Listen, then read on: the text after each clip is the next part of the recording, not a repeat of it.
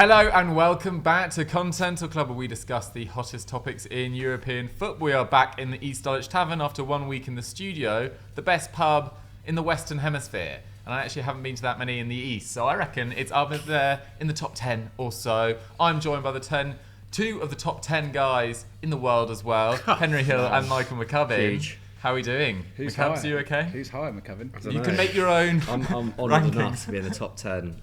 But yeah, that 10 will be dropping on EFD quite soon. Yeah, I'm good, thanks, Deegs. Yeah? I'm good. Yeah. You playing a bit of footy last night? How are the legs feeling today? Playing footy with a lot of the FD guys. Yeah, actually, don't feel too bad. I've played football twice in 3 days this week. It's the height of fitness, aren't you? Yeah, absolutely. I'm at my peak. Love it. Anyone drop a stinker? No, I think everyone gave a good account of themselves. Like, I mean, I don't know. It's fine for me to say because I'm probably bottom, 0.5% of technical footballers. No. So yeah. So you're like, saying your FB would be below 1%. It'd be pretty bad. Yeah, it'd be pretty bad. Lots of miscontrolled touches. So basically, I think I put in quite an energetic display. So I made up for those shortcomings with hard work, and so by extension, everyone had a good game. Nice, I like it. Yeah, Henry, what would be your top attribute on the football pitch? I think I do have an engine. I'll get back and forwards. Very fit man, and in more ways than one. Thank you, top 10. I get quite into it, which I struggle with other sports, but when it comes to football, I do seem to lose my mind a little bit when I'm in there. I quite enjoy that.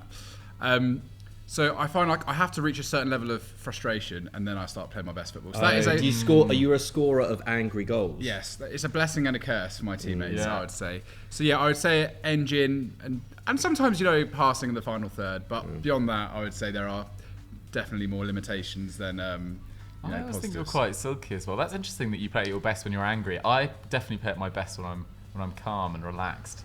Yeah, can't deal with the heat of battle, me.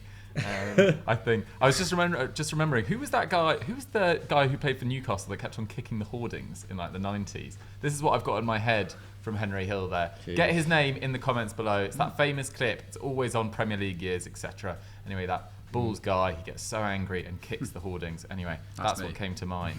Anyway, today we are going to talk about the perfect destinations for these superstar strikers. And we're not talking about these two superstar strikers. We're talking about the best around Europe. And there are actually quite a few clubs that are potentially on the market for some. Man United, Chelsea, PSG, potentially Bayern Munich, maybe even Real Madrid might be dipping into the striker market. This was Henry's suggestion. I think it's a great one. So today we're going to talk around the most attractive, semi-available offerings on the market and give them the perfect destination they should go to. Henry, we're going to kick off with the man of the moment, probably one of the players of the year, Victor Osimhen. Yeah. What a season for him. And, we'll slowly move into it, but where should he go in the end as well?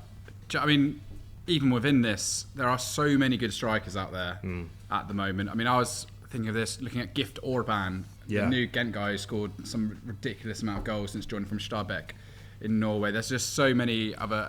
Weirdly, I think Gift Orban. Apparently, I think I did see a report about Napoli buying him up as a potential kind of replacement for Osimhen. The gift that keeps on giving. Yeah. Exactly, and there are so many just good forwards out there. Certainly, the leagues below the top 5 at the moment. But yes, Osimhen is the main man going into this summer. And why not? I mean, what a player he's been this season. 21 goals, 4 assists in 23 Serie A games to date. That's pretty crazy. Napoli, 19 points clear. If they fluff it from here, then it'll be a failure beyond anything I think we've ever witnessed. I think they can wrap it up, can't they, at the end of this month? Well, at the end of April, I mean. Yeah. We should get out there, take it all in. Should. But yeah, I mean, I think he's been helped by a team that really do play beautiful football. Some of the goals this season they've scored across the team are exquisite.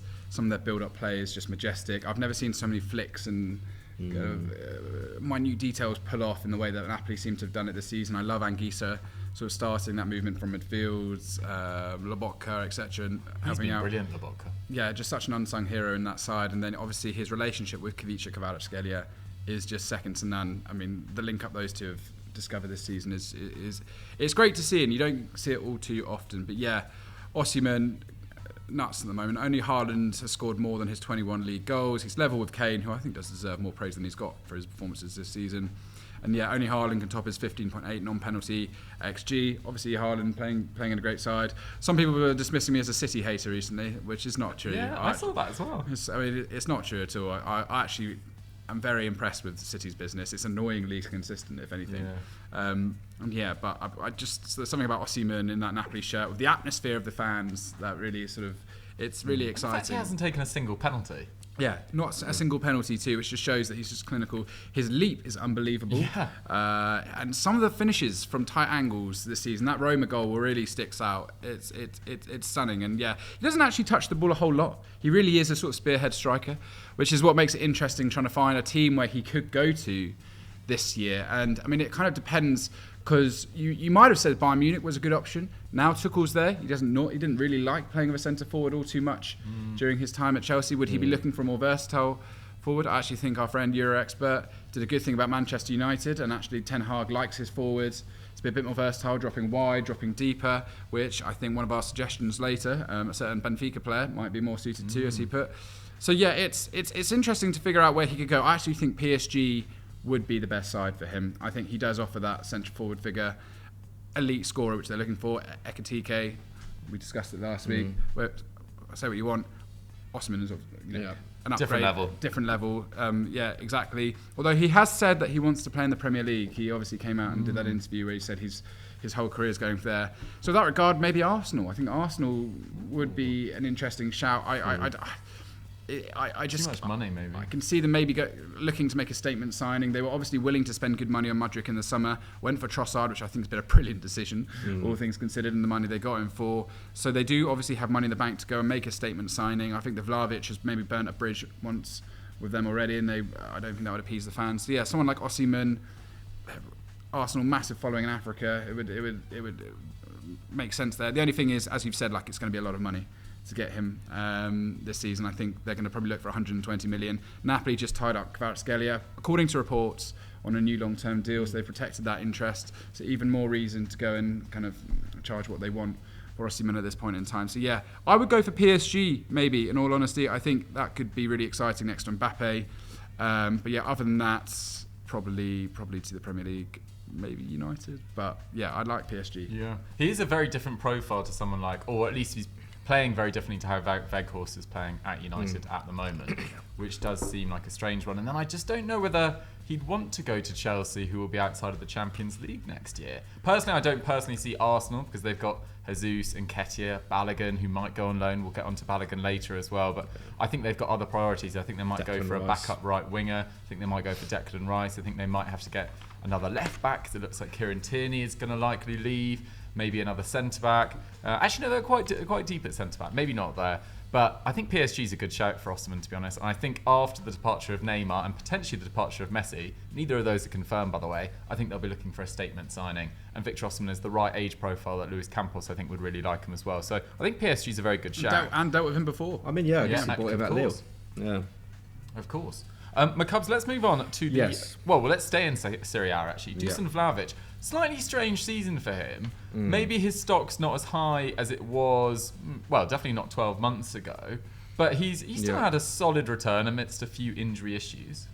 Yeah, I mean, Patrick put out a video on him a couple of weeks ago, essentially saying that Vlahovic has never been that great for Juve, at least, and even at Fiorentina. Can't quite remember his reasoning, actually, but kind of going into the numbers. So if you do want to kind of deeper dive on Vlahovic and maybe a different opinion on him to the kind of narrative that's generally been spun around him, it's really worth a watch. I found it really interesting.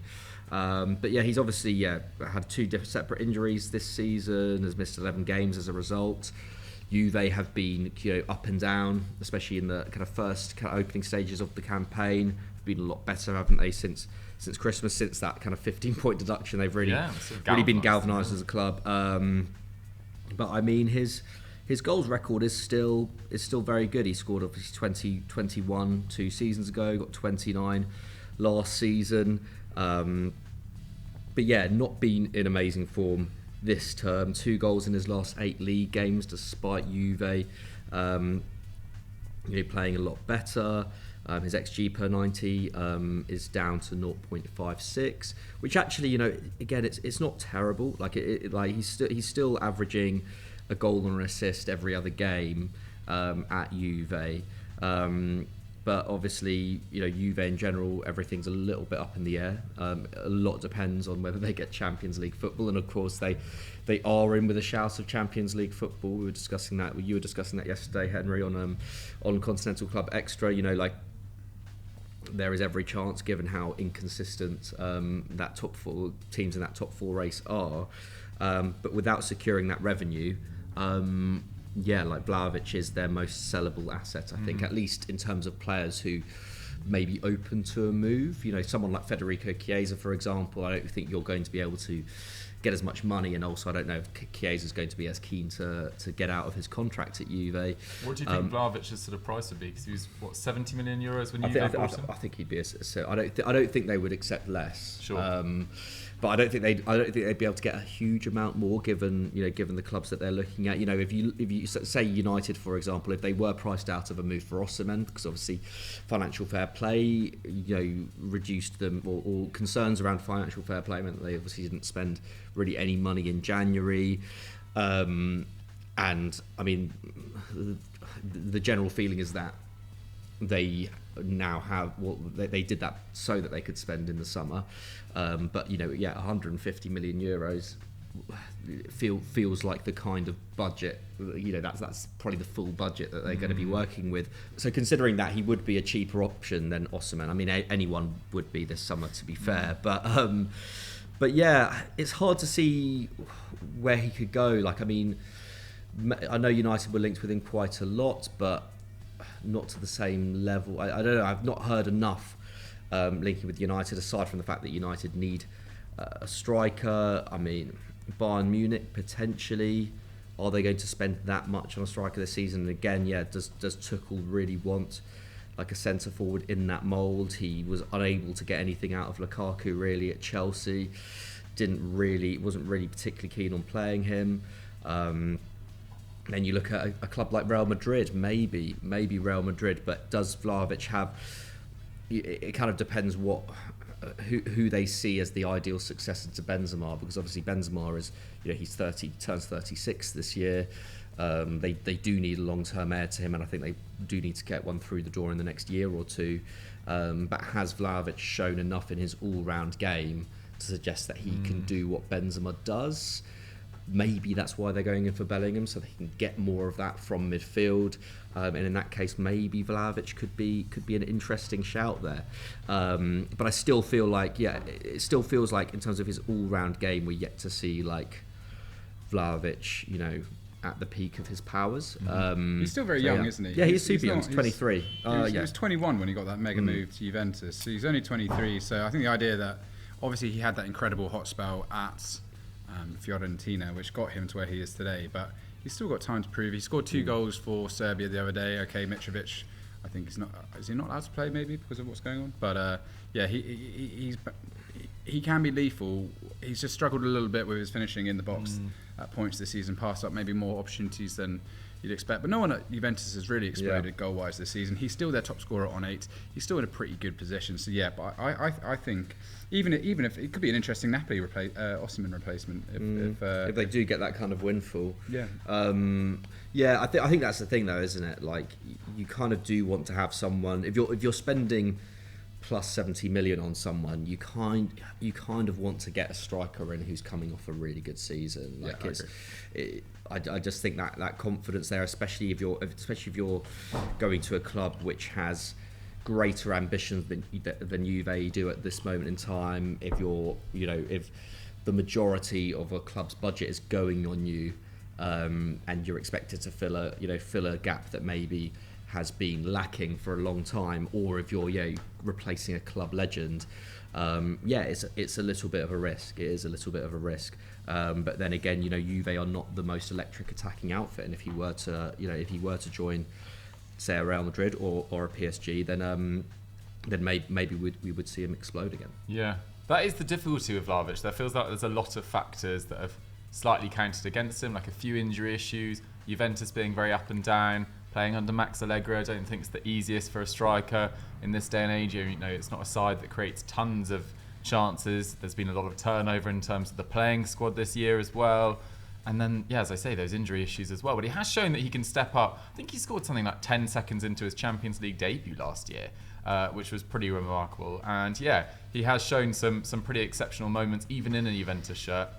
Supposedly Ten Hag wants his striker in before the 7th of July or before the 1st of July, whenever they go on pre-season tour. Now, that's not news. Every manager would want their striker in before any pre-season tour. But it does feel like Osimhen, De Laurentiis is going to be able to have this amazing bidding war for Osimhen, and there's no way that deal gets done before the 1st of July unless someone offers some ridiculous sum of money in the next month or so. So that's likely to rumble on. So if Man United want to get in a striker earlier and work with him for longer during pre-season, Vlahovic or some of the strikers we're going to get onto seems like a better call. Speaking of moving on to other strikers, let's talk about Goncalo Ramos, because he's had quite a strange career in many ways. Like, it was only 14 goals in 59 games for Benfica prior to this season.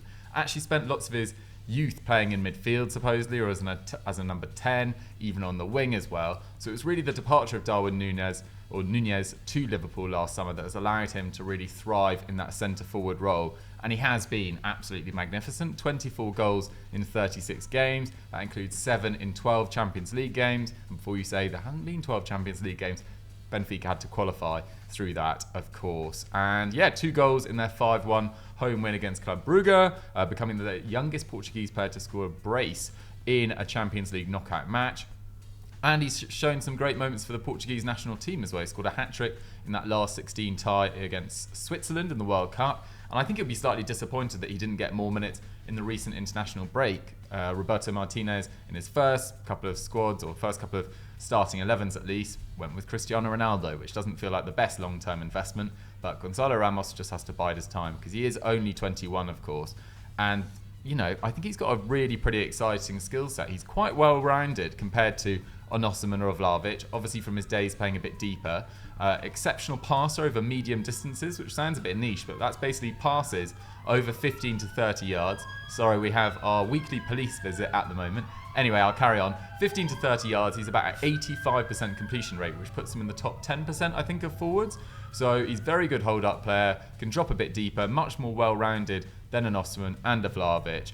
So in terms of the club that could suit him better, I mean, it feels like Chelsea are looking for much more of a focal point this summer, having struggled with, the likes of Havertz, Werner, etc., more diminutive or not out-and-out number 9s in the last few years. So I actually think Bayern Munich could be an option for Goncalo Ramos. Learn off Choupo-Moting for a year, and he feels very much like a Nagelsmann number 9. I'm not sure whether he's a Tuchel number 9 for sure. But then do we really know what a Tuchel number 9 is? It is difficult to say. As we said earlier, didn't seem to fancy Lukaku, but then Lukaku made it almost impossible for him to pick him consistently. And Aubameyang was brilliant under him, and he was very much an in the box. Exactly. Because Lukaku's interview was in November of last season, so it was pretty early on that he sort of made himself unpickable, really. And before that, his form for Chelsea had been pretty good. Then he hit an injury, and then he was out of the side, and then instantly complained about it and never really recovered. So Goncalo Ramos, I think to Bayern Munich's an interesting shout for him. Right, Henry, there are some other shouts down here. We've got Rasmus Hojlund, Jonathan David, Ivan Toney, Marcus Thuram. Who do you want to talk about next? Ooh, okay. I'll go for Jonathan David. It's interesting here because we're kind of entering the point where certainly other teams in the Premier League, like if West Ham stay up and they look to move on. Well, Scamacca's been a disaster. We're at the point linked to Juve, no, Scamacca? Really, yeah. I can completely see that. We're at the point where a lot of these kind of guys, they're looking to spend a bit of money, could definitely get involved with some of these transfers. So yeah, Jonathan David, he's definitely going to move on. 53 goals in 126 games at Lille, who've been much better this year. 21 goals in 30 games this year, so yeah, absolutely banging form. And his goal scoring record for Canada is pretty lethal too, 24 and 40. Because some of the teams they play in the CONCACAF region isn't explosive, but still, you can't take anything away from him. He's going to have a massive World Cup in Canada in a few years' time. Yeah, you can also play on the wing as well, which makes him quite interesting. I think that it could be an interesting one for Bayern Munich. Obviously, you'd have Alphonso Davies there. I think he's quite like a nice young age profile, which maybe the club would go for. I also think that Tottenham might look at him as well. The Richarlison transfer hasn't really worked. I think they need to give it another year. Absolutely. Yeah.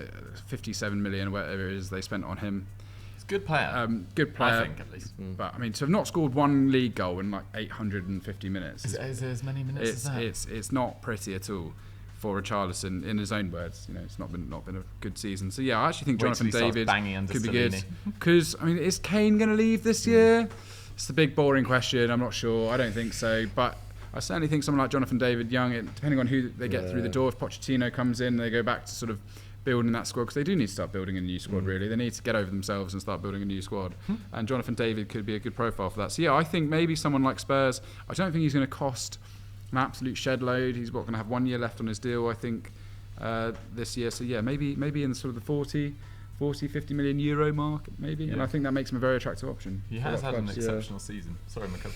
Yeah, no, I was going to say, I do feel like with Spurs, though, having spent that on Richarlison, given how reluctant Daniel Levy was to spend money on a striker for so many years, I do feel like it might require Kane to leave before they dip in for another striker.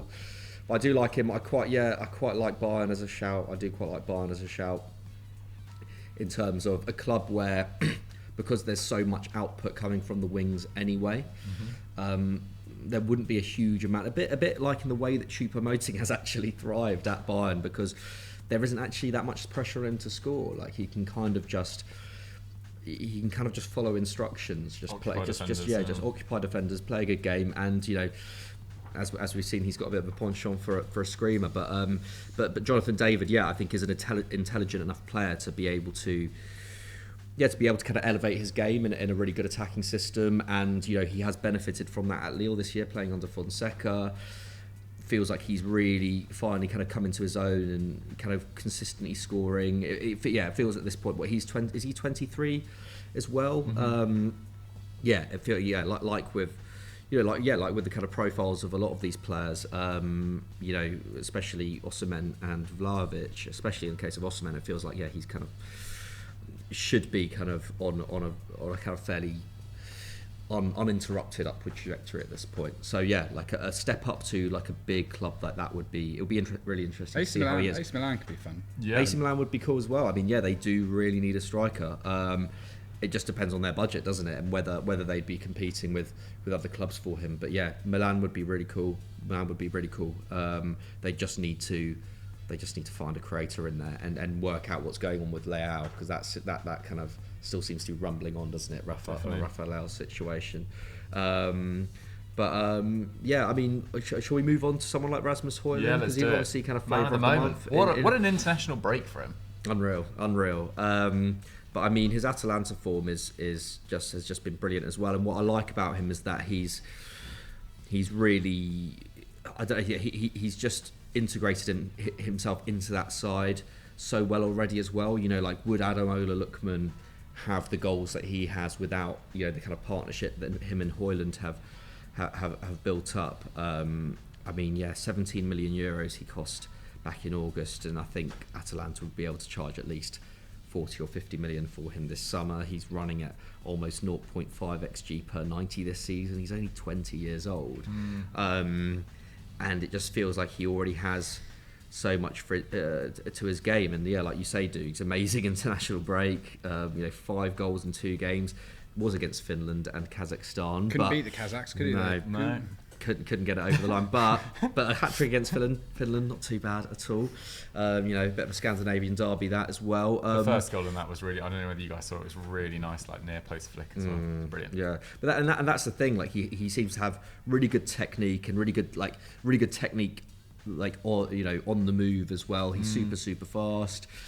He's tall. He's obviously had comparisons with Erling Haaland because he's a Scandinavian player and massive, and he's tall, and he's and there's obviously a lot of there's a lot of potential kind of uptick in terms of where his skill set could go. He's got a really high ceiling, and he's left-footed as well. And this is what makes me think that he could actually be a really good option for Man United. In that because he's, and I mean for any club to be fair, but I think in particular with United, because what he's, the kind of connections he's got with Lookman, who plays off the left, makes me think maybe, you know, with someone like Rashford, who obviously is a brilliant goal scorer off the left, but isn't necessarily going to provide you with tons of opportunities. This is, I think, the problem that United have, is that aside from Bruno Fernandes, there isn't really an amazing creator in that side, especially with Christian Eriksen playing a lot deeper. Anthony hasn't been good enough in that regard. Jadon Sancho was a brilliant creator at Dortmund, but hasn't been at United.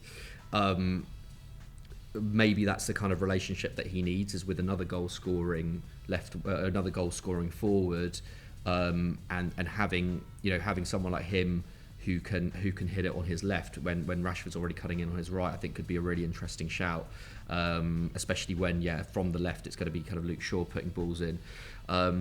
So that I feel like he would be a really interesting Supposedly option. a Man United fan. Supposedly a Man United fan. So like I really like him. I also thought it again, you know, similar to what you were saying about Victor Osimhen at PSG, maybe he could be that target man that Mbappe plays off at PSG. I know these are big clubs for a player. He only really established himself in sort of January time. Yeah, as I mean, well. it's super early. But I think just, I don't know, when you look at someone who's that physically there at such a young age, it just obviously it just gets me excited, and maybe I'm getting ahead of myself here, and like there's no doubt that another season at Atalanta would probably do him some good, a whole lot of good in terms of his development. But with strikers so in demand this summer, and with so few established stars out there, I would not be surprised at all to see some big clubs come in for him. I like it. The issue with these two, Hojlund and David, is we've almost done this in like order of attractiveness. Like Osimhen and Vlahovic feel like they're going to be and Goncalo Ramos feel like they're going to be the big three that everyone's talking about. So it really depends who's looking for a striker once the big clubs have sort of sorted them out. So you could end up seeing Hojlund do something quite random, like join Juventus and replace Vlahovic. Because, you know, relatively similar skill set, both very fast, left-footed, etc. And there's that, but or even like a mid-table Premier League club, absolutely, like a Toney replacement. It feels like Leicester Brentford. City have needed a striker for ages. You know, if they stay up, maybe they've got quite a big Danish contingent. They've just signed Christensen in the January window, so maybe they go. I mean, Leicester City feels like a massive step down from Atalanta. I'm not denying that at all. That is a club that's not going anywhere particularly fast, but it does feel like you might see these players just stay for another year and just wait it out as well, particularly David and Hojlund, who might not get the moves they're really thinking of. At the same time, Jonathan David has been at Lille. I think this is his third season there, so it's a little bit different to Hojlund, who's had a really, really impressive couple of months. But what I like about Hojlund as well is he seems like he can work quite well in different systems. Like he's played with a two up front with Lookman at Atalanta at times. They've changed formation numerously. Gasparini's a classic tinkerer of formations. And then at Denmark, I think he was playing with Yusuf Poulsen, who's obviously a very different striker from Lookman. I think he had some minutes with Martin Braithwaite as well. So very different strikers that he's working with and sort of thriving no matter what. So that's a really good sign as well. Right, let's move on to Ivan Toney.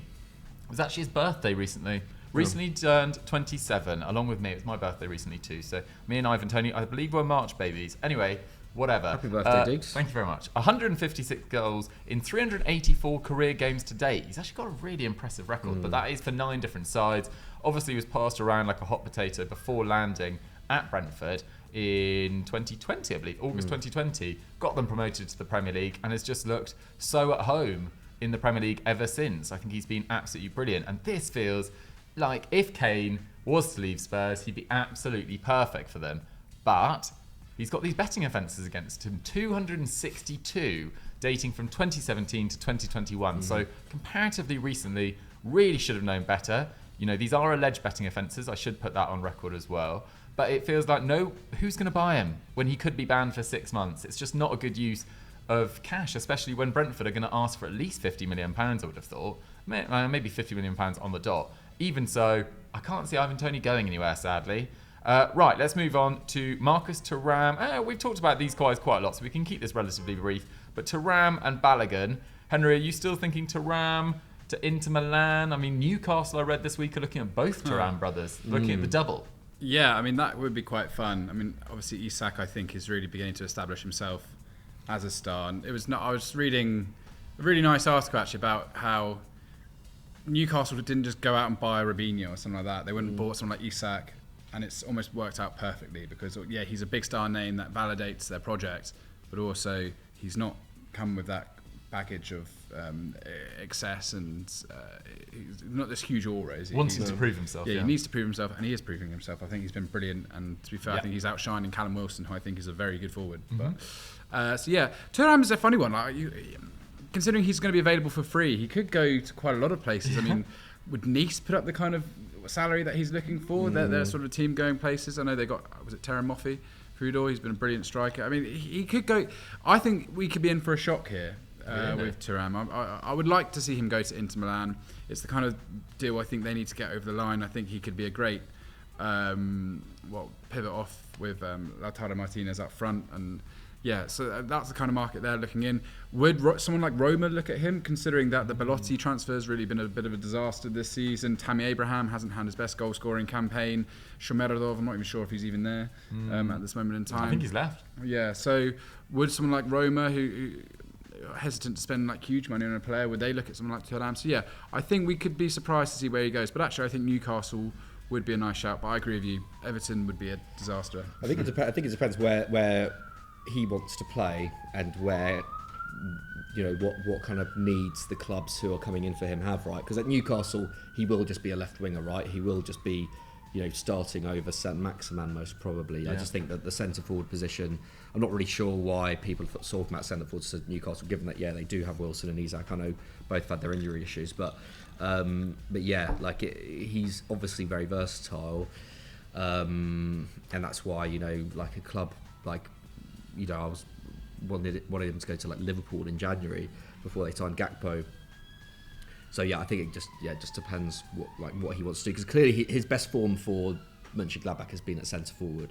So I feel like if you were him, like an option like Inter would be more attractive than an option like, I don't know, like even like Arsenal, if they were looking to get someone in on the left. Nice. Speaking of Arsenal, Folarin Balogun, 17 goals in 27 league games for Reims. Obviously had an incredible year. I still don't think he's going to be a regular for Arsenal next season by any means. Does he want to be third choice there? Nketiah's done really well in the minutes that he's played up until the last couple of games, and it feels like Trossard and Martinelli have really sort of replaced him as Arteta's backup to Jesus, and Jesus is coming back soon. But I'd love Balogun to get a really good loan move next year. Yeah, agreed. I'm talking to like one of the Milan clubs as a Lukaku replacement, or on loan to AC Milan. That would be an incredible deal for him. It depends who gets Champions League football in a lot of these top 5 league clubs. Like, could he be an option at Atletico? Could even Lazio, if they get top 5 Champions League, could he be a loan option there? So I think you're right. He has to go to a club, probably not permanently, but somewhere where he can play top level football and really show what he's about. Absolutely. Okay, McCubs, final question to you. It's the Harry Kane conundrum. We're back in 2021, baby. Is he leaving? I don't know. Is he coming to Man United? Maybe. I mean, if Tottenham do want to get any money for him ever, now's the time. It's the only time. Is his contract up next year? 2024. Is he going to realistically sign another one? It's really hard to say. But I do think if Kane, I just can't see him leaving the Premier League, even if he leaves Spurs. He wants that record, and that means that basically United is his only option. He's not going to go to Chelsea. I don't think Chelsea. At this moment in time, I don't know. There's a lot of talk about Chelsea's financial fair play situation. They've got to sell an awful lot of players this summer, apparently. Before June the 30th, apparently. Really? So, I mean, that's fire super sale. tight. 3 weeks. In, everyone. That is super tight. Tuck in. There's just not that many. Also, on pure rivalry terms, he's not going to go to Chelsea. I feel like Spurs and Chelsea is almost in many ways a bigger rivalry than Spurs and Arsenal. Yeah, I know Spurs fans. Yeah, I know Spurs fans who hate Chelsea more than Arsenal. United is basically his only option, and it just depends whether United, want to go for Kane. I think Real Madrid as a profile, maybe Real Madrid could. You know what? Real Madrid could actually. If there was going to be another club in Europe that could attract Kane, maybe he would be like, well, I could play with Vinicius, see out my career with him. That would be pretty good. Benzema's nose absolutely sunk. Yeah. But that's the thing. If there is anyone who could replace the kind of like player that Benzema is, then Kane is that guy. If there's anyone to kind of play that kind of hybrid role that we know Erik ten Hag likes, it is Kane. The problem is he's not getting any younger. He's had injury issues in the past, and he will cost an awful lot of money. So it just really, Kane at United would be immense. Is it the best use of United's resources, spending 100 million on him at this moment in time, given that they're building a project? There are still a number of other areas in the squad that they need to spend on, and probably this summer if they want to keep pace with Arsenal and Man City, and Liverpool inevitably kind of coming back into the fold, Newcastle getting better. Yeah, I'm not so sure. I'm not so sure, but like for a season or two, he would be sensational wherever he goes. Yeah. It feels like it's a sort of short-term gamble for 2-3 years to really establish Man United as like a top English club that aren't going to really struggle to qualify for the Champions League anymore. If they're finishing third this year without Kane, and the way that some of those players are progressing under Ten Hag, I feel like Kane just takes them to another level where you're not necessarily guaranteed to be challenging, but they should be established in the Champions League for 2-3 years' time with that revenue built up over that period to really, kick on and do get to challenging titles, hopefully in the final few years of Kane's contract at Man United. But I don't think it's the sort of signing that instantly makes Man United as good as Arsenal and Man City next year, personally. Right, guys, that was our thoughts on where those superstar strikers should go. What did you guys think of it? I'm sure you guys had so many thoughts and were shouting us, think of that club. But anyway, we didn't. But get those suggestions in the comments down below. Or we did. Maybe we did. Maybe we got it all perfect. Let us know in the comments. Very quickly, Marcus Thuram to Juve, I just thought. Just to keep it in the family. Love it. Following the footsteps of his dad. It's got a nice touch to it. Also could go to Barcelona and keep it in the family as well. Very true. Guys, get your thoughts in the comments down below. Let's move on to a bumper round of big match predictions. As you know, there was no big match predictions last week because it was international break. So just a reminder of the scores on the doors as we go into the final stretch of the campaign. No more internationals, I believe, until the end. No. Yeah, the next ones are in June. So no more internationals at the end of the season. It's just a straight title race. Well, sort of. I'm on 51, Henry's on 37, and McCubs is on 35. Let us know your predictions for how that's going to end up in the comments down below. I could do a Napoli. Well, it's not do a Napoli, but I do have a sort of Napoli-esque advantage, but hopefully I do not choke. Right, let's talk about the first one. Oh my goodness, I haven't looked forward to a Der Klassiker in quite a long time like this one. Bayern Munich versus Borussia Dortmund, Saturday 5:30 p.m. Second versus first. There is 1 point between them. Henry, Tommy T, he's back in the building, baby. I'm trying to rattle my brain to remember what I'm doing on Saturday because I really want to watch this. I'm quite excited. Yeah, it's such an interesting curveball since we were last speaking about this as a 3. Thomas Tuchel in there. I mean, almost rate the clinical nature of what... Clinicality is what I was going to say, but I'm not sure that is a word. Let me know. Let's trademark it now. Yeah. It's pretty kind of unbiased, but fairly ruthless. And apparently Thomas Tuchel was the one saying, if you want me, you move me now. Yeah. They basically said... He'd moved to Munich. Yeah. He was just driving around the training complex. I know. I added the second bit. Hi, Julian. Hi, Julian. Julian, like, on his skateboard. Like. Sorry, Oliver Kahn. What is Thomas doing? Yeah, pretty brutal. But I should say, Julian discovering this on social media is very poor. Yeah. But it does add an element of spice to this game. I mean... They've lost a massive lead against Dortmund. Dortmund. This is huge for them. This is a big moment for them to really press ahead and try and take this title neck by the scruff of their neck. They go 4 points ahead if they can win this or maintain their advantage with a draw. So it really is massive. And you know what? Most of that Bayern team were in the German squad that just lost to Belgium. Tedesco doing a good job for that. Yes. So I'm going to stick with what we said in Continental Club Extra. So go check out that if you want more of a deep dive on this. I'm going to stick with Dortmund. I don't think they're going to win, but I'm going to do it anyway for a laugh. I'm going to say 2-1 to Dortmund. Interesting. McCubs, my question to you is: does the change of manager at Bayern make it more or less likely that they're going to win the title? I think it potentially makes it more likely. Yeah. I think.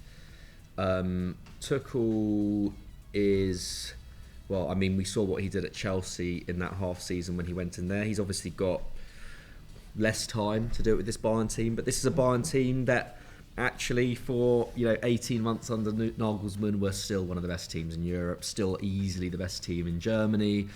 I was actually looking into this because there's an explained coming out actually on Saturday before the Der Klassiker about how Thomas Tuchel can fix Bayern. So I won't give too much away, but essentially, stay tuned. Essentially, over the last, basically since the World Cup, Bayern have their numbers have just dropped off massively. The defence has been pretty rubbish by their standards. Their pressing has really dropped off. The attacking output has still stayed pretty good. So the job for Tuchel is quite simple. He just needs to sort out that defence, and and they will have that new manager bounce from him. They will press harder under him, I imagine. He'll really get into that team. He's a slightly more senior figure than someone like Nagelsmann. I think in the short term, at least, he can kind of build a lot of trust with that squad. I think Bayern will potentially run into similar problems like they did with Nagelsmann with Tuchel in the long run. Yeah. But as a short-term appointment, I don't think there's anyone better. He like Nagelsmann, he's a Bavarian. He grew up very near to Munich. Been driving around the complex for weeks. Driving around the complex for weeks. He's very, he's very, he knows the culture and everything. But I mean, this is a guy who ran Bayern Munich as close as they ever had been run in the last 10 years at Dortmund. His first, those 2 years that he had at Dortmund, was it 2 years or was it 3 years he had at Dortmund? I forget. I think maybe two and a bit. Yeah, two and a bit. Like Dortmund that was the last time that Dortmund were a truly elite side, was under him. And I know they had a lot of players probably more at their peak then, but he was taking over after Jurgen Klopp had a relatively poor season with them, got them playing a different style of football, and they were really, really immense. And I think it was under him really that it was the last time that Dortmund really kind of were beating Bayern. I think when they beat them at the Allianz in the DFB Pokal back in 2017, and that might be the last time they beat them there. Something around that time frame at least. I was actually watching that back the other day. The Ousmane Dembele winner in that game. Oh my god, it's so good. And it comes from Philipp Lahm losing possession, which is just so funny. Yeah, pretty crazy. May have been Lahm's final season for Bayern actually. Coming to think of it, but yeah, sorry, I'm rambling on here. I'm just thinking, do they win this game? This is such a hard one to call. It really is.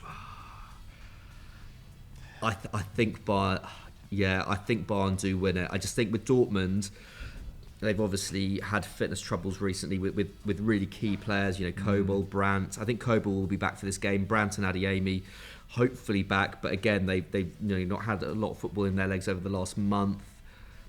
Bayern have such a deep team. This is almost like a cup tie, isn't it? It's almost, in terms of it being what is probably a title decider in many respects. If one of the two teams wins it, I just think Bayern have more to choose from. I think their training sessions with Tuchel this week will have been next level. I know Dortmund will be super up for it as well, but I just think that home advantage will tell for Bayern. I'll say 3-2 Bayern. I think it's going to be a classic.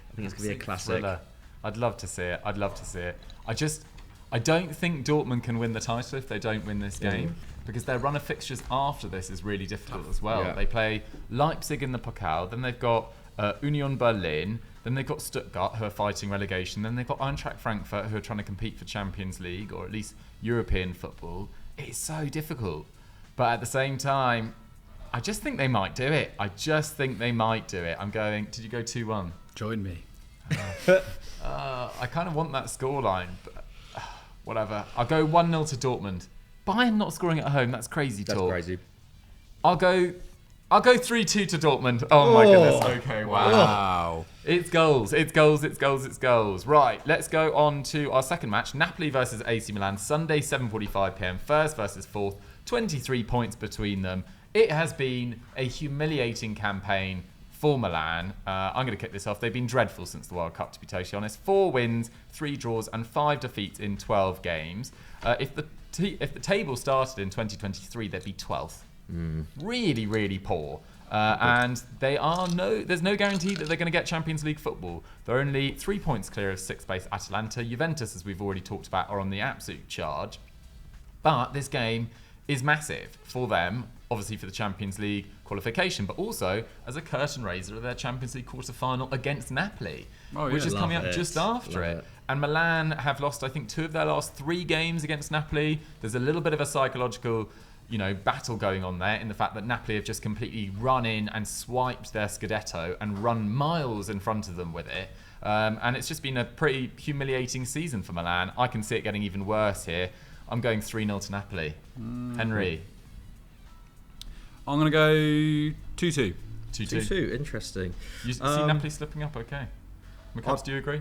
No, I'm just going to go with my usual Napoli prediction, 2-0 to Napoli. It's a very solid one for Napoli, isn't it?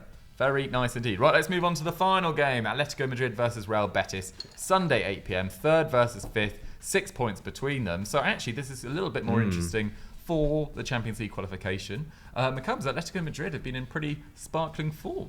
Yeah, they've been great since Christmas, haven't they? It's kind of gone a little bit under the radar, I feel like, outside of Spain. But they have been in really good form. Depay has been brilliant. He's running at 1.25 expected goals and assists per 90. Trying to think of the last, attacker at Atleti, who would have been running at that. It's only been 7 games, of course. But yeah, he looks really at home there. So, we talk about, them having to rebuild next season. If Depay can keep this up, maybe he is the answer. Griezmann, of course, has been their best player this season. He's been in great form. I've seen people say he should win La Liga Player of the Year. He's really? Amazing. Yeah, he's so good.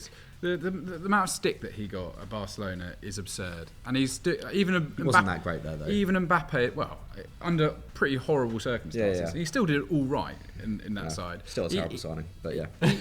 Even Mbappe admitted that he's probably the most important player for France. He has been in the Deschamps era over him. I think it's pretty weird that he hasn't been given the captaincy. Like 50 games in a row for France. He scored. He was excellent in their first international over the break.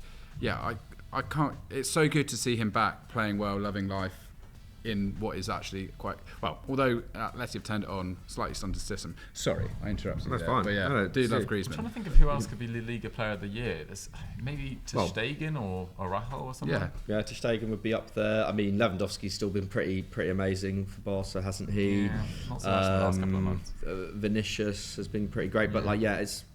I mean, in terms of a player who is clearly the talisman for their club once again, Griezmann. Yeah, it's quite hard to argue with Griezmann. He has certainly been up there, but yeah. So they have been great. However, I don't know. I kind of fancy Betis to nick a draw here. Really? Yeah, because they've been pretty good in the league as well. They're unbeaten in 6. I'm going to say 1-1. Nice, Henry. Another solid season for Betis. It is. I think they've dropped off a bit since Christmas. They were in a really strong position going into 2023, and they haven't been able to capitalise on that. I mean, Jose Perez. I didn't even know he joined them until I saw him playing against United. He did score a great goal against United. Did score a great goal, one to remember. Purple Patch Perez, as he's known in the FD WhatsApp group. Yeah, so I'm so pleased to see that Balogun's going to go back there in the summer. I think it worked so well last year. He's had a horrible year, although he's playing well at Sporting. It looks like he's going back. So Iglesias has had a really weird. Wasn't playing at all against United. I think something clearly going on with him and Pellegrini. So it's an odd one. In this game specifically, I think Atletico are going to be too much for them. They've been in such good form recently. I'm going to go for a 3-1 win. Fair enough. Yeah, difficult to argue with that. I think Betis I think they're on track for a joint best tally this century. But yeah, since that Fekir injury, he's only until September. It's a long time for someone of his age as well. Kind of strange career he's had, Fekir, in terms of his injuries, holding back maybe bigger moves, because he was so good at Lyon. Anyway, I'm getting distracted from the actual result. I'm going to go with 2-0 to Atletico Madrid. Guys, do you agree with those scorelines? Get your thoughts in the comments down below. And I hope you enjoyed this week's episode of Continental Club. I think it was a really fun one, actually. Enjoyed chatting strikers with the lads. As McCubb said earlier, look forward to a Der Klassiker explained. As you know, it's a specific Tuchel one. Yeah. Tuchel explained tomorrow. But that's your pre-match there. Absolutely. Get stuck into that, and then the game's at 5:30. I believe I'm bowling, I've been thinking about that, so I'm a little bit disappointed. I'm going to bowl and also have Sky go up, I think. Is it, where are you bowling? Because I feel like Rowan's does show football. We tried to go Rowan's, but it's fully booked. That's where are we going? We're going to something like Bloomsbury Lanes or something. I know, right, yeah, I don't think that. I think I've been there. I don't think they will not have Bundesliga.